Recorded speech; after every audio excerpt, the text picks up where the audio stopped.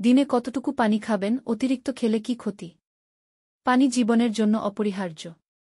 পানি খাবার হজম, শরীরের ভেতরে বিভিন্ন বিপাকীয় কাজে গুরুত্বপূর্ণ ভূমিকা রাখে। প্রয়োজন অনুযায়ী পানি পান না করলে দেখা দিতে পারে বিভিন্ন রোগ। তবে অনেকেই আমরা জানি না, প্রয়োজনের চেয়ে বেশি পানি পান করলেও শরীরের ক্ষতি হতে পারে। একজন ব্যক্তির প্রতিদিন কতটুকু পানি পান করা উচিত এবং অতিরিক্ত পানি পানে শরীরের কি ক্ষতি হতে পারে এ বিষয়ে আমাদের জানিয়েছেন মিরপুর ইসলামী ব্যাংক হাসপাতালের সিনিয়র পুষ্টিবিদ শরীফা আক্তার শাম্মী। প্রতিদিন কতটুকু পানি পান করা উচিত? একজন ব্যক্তির কি পরিমাণ পানি পান করা উচিত তা বিভিন্ন ফ্যাক্টরের জন্য ব্যক্তিভেদে ভিন্ন হয়। সাধারণভাবে বলা যায়, পূর্ণবয়স্ক নারী পুরুষের প্রতিদিন 2-3 লিটার পানি পান করা উচিত।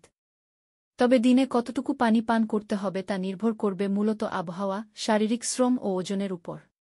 গ্রীষ্মকালে গরম আবহাওয়ার কারণে পানির চাহিদা বেড়ে যায়। আবার শীতকালে পানি পানের ইচ্ছা কম হয়।